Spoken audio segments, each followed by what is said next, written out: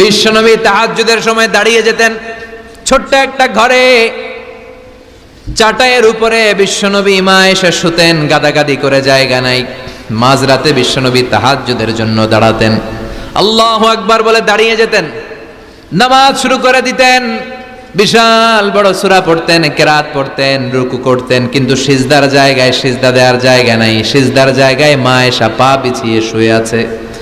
বুখারীর বর্ণনা, বিশ্বনবী সিজদায় যে হাত দিয়ে মা এসার পায়ের মধ্যে চিমটি কাটতেন, মা এসা বুঝতে পারতেন বিশ্বনবী এখন সিজদায় যাবে। সুবহানাল্লাহ পড়েন।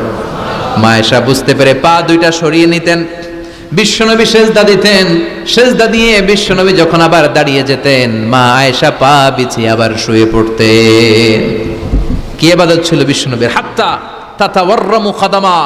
মা আয়েশা বলতেন বিশ্বনবী দাঁড়িয়ে থাকতে থাকতে এত সময় ধরে তাহাজ্জুদের সালাত পড়তেন, ওনার পা গুলো ফুলে এরকম টিউমারের মতো মোটা হয়ে যেত। সুবহানাল্লাহ পড়বেন না? দাঁড়িয়ে থাকতে থাকতে বিশ্বনবীর পা গুলো টিউমারের মতো মোটা হয়ে যেত। প্রথম রাকাতে বাকারা, আলে ইমরান পড়ে ফেলতেন। সুবহানাল্লাহ পড়েন। বিশ্বনবীর পা যেন ফেটে যাবে, এভাবে হাত বেঁধে দাঁড়িয়ে থাকতে থাকতে বিশ্বনবীর হাতগুলো বাঁকা হয়ে যেত, ব্যথা হয়ে যেত। বিশ্বনবী তখন হাত দুইটা ছেড়ে দিতেন। আবার যখন এনার্জি ফিরে পেতেন, যখন বিশ্বনবীর ভাল লাগতো, আবার হাত বাঁধতেন। পড়েন সুবহানাল্লাহ। তার মানে হাত ছেড়ে দিও নামাজ পড়া যায়। হাত ছেড়ে দিও। মালিকি মাযহাবের কিছু স্কলাররা ওনারা মত নিয়েছে, ওনাদের অনুসারীরা এরসাল করে, আমাদের দেশে কেউ বাদে এইভাবে, কেউ এইভাবে, কেউ এইভাবে। মালিকিরা বাদেই না, কেউ বাদবই না, কি করবি কর। আছে না নাই? আপনি যদি হজ করতে যান মক্কা মদিনায় এই আমলগুলো দেখতে পারবেন।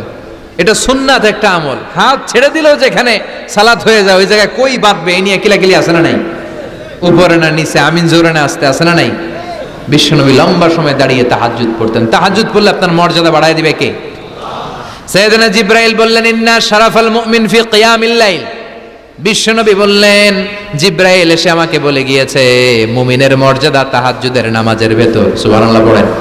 তাহাজ্জুদের নামাজ পড়লে মর্যাদা বাড়ায় দেয় কে? দুই নাম্বার কুরবাতুন ইলাল্লাহ। তাহাজ্জুদের নামাজ পড়লে আল্লাহর সাথে নৈকট্য বাড়িয়ে দেয় কে? আল্লাহর সাথে কানেক্টিভিটি আপনার বেড়ে যাবে। আমাদের দুনিয়াতে সব জায়গায় কানেক্টিভিটি আছে। এমপির সাথে হাত আছে, চেয়ারম্যানের সাথে হাত আছে, ওই এসআই এর সাথে হাত আছে, পুলিশের আইজির সাথে হাত আছে, কিন্তু আল্লাহর সাথে হাতটা নাই। কথা কন। আসল জায়গায় কানেকশন লাগানো দরকার। চিল্লায় বলেন ঠিক কি না? মান লাহুল মাওলা ফালাহুল কুল্লু। যে ব্যক্তি আল্লাহর হয়ে যায় গোটা বিশ্ব তার হয়ে যায়।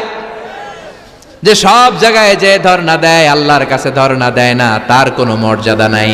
আর যে ব্যক্তি সব দিক থেকে মুখ ফিরিয়ে আল্লাহর কাছে যায় গোটা বিশ্বের সবাই তার দিকে তাকিয়ে থাকে। এজন্য সম্পর্কটা লাগাইতে হবে কোন জায়গায়? তার মানে তাহাজ্জুদ পড়লে মর্যাদা বেড়ে যায়, আল্লাহর সাথে সম্পর্ক বেড়ে যায়। বিশ্বনবী বললেন মানহাতুনা আনিল ইসিম। তাহাজ্জুদের নামাজ পড়লে তাহাজ্জুদের নামাজ আপনারে পাপ কাজ থেকে বাধা দিবে। সুবহানাল্লাহ পড়েন। তাহাজ্জুদ যারা পড়ে এরা পাপ কাজ করে না। চিল্লায় কোন ঠিক কি না? 4 নম্বরে মুকাফফিরাতুন লিসাইয়্যাত। পাপ আর অন্যায় যদি কিছু হয়েও থাকে তাহাজ্জুদের নামাজ পড়লে তাহাজ্জুদের নামাজ পাপগুলোরে ধুয়ে মুছে সাফ করে দেয়। এজন্য তাহাজ্জুদ পড়ার দরকার আছে না নাই? ঘুমের আরবিতে কিছু নাম আছে। ঘুমের একটা নাম হচ্ছে আন-নুআস। নুআস মানে ড্রোজিনেস। বাসে বসে আছেন, বাসও ঝুলে আপনিও ঝুলতেছেন, এরকম হয় না? ঝিমুনি, এটার বলে নুআস। আরেকটা হচ্ছে সামান্য হালকা লাইট স্লিপ, সামান্য ঘুম, এটার বলে পাওয়ার ন্যাপ। হালকা হালকা ঘুম, ঘুমও আসছে আবার কে যেন কথা বলে ওইটাও শোনা যায়, এরকম ঘুম আছে না নাই? এটার বলে সিনা। আরবিতে এটার কি কয়? সিনা। আরেকটা হচ্ছে ভালো ঘুম, এটার বলে নাউম। এটার কি বলে? তাহলে পাইলাম নুআস, সিনা, নাউম। আরেকটা হচ্ছে জন্মের ঘুম। কিরকম ঘুম?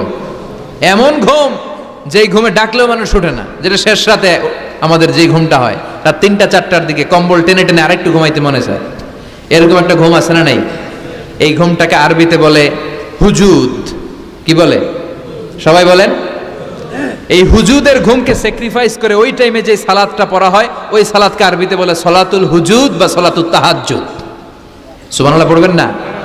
এজন্য রাব্বুল আলামিন বলেন ওয়া মিনাল লাইলি ফাতাহাজ্জাদ বিহি নাফিলাতান লাকা আসা আন ইয়াবআসাকা রাব্বুকা মাকামাম মাহমুদা। ও নবী, রাত্রিবেলা দাঁড়িয়ে আপনি তাহাজ্জুদের নামাজ পড়েন, আশা করা যায় বিশাল সম্মানিত মহিমান্বিত জায়গায় আল্লাহ আপনারে বসায় দিবে গো নবী। ঠিক কি না? তাহাজ্জুদের সালাত পড়লে মর্যাদা বাড়ায় দেয় কে? মুমিনের বৈশিষ্ট্য, তারা রাত্রিবেলা তাহাজ্জুদের সালাত পড়ে। ইমানদারদের বৈশিষ্ট্য, তারা হলো ফুরসান আন-নাহার রুহবান আল-লাইল। রাত্রিবেলা তাহাজ্জুদের যায় নামাজে কান্নার ঝড় তুলে, দিনের বেলায় ঘোড়া হাঁকিয়ে জিহাদের ময়দানে জিহাদ করে। ঠিক কি না? দিনের বেলায় চলবে কি? জিহাদ। এজন্য বিশ্বনবীর প্রথম প্রশিক্ষণ নিতে বললেন আল্লাহ, কুমিল লাইলা ইল্লা কালিলা। ও নবী, বিশাল মিশন নিয়ে দুনিয়ার বুকে আপনি এসেছেন গো নবী।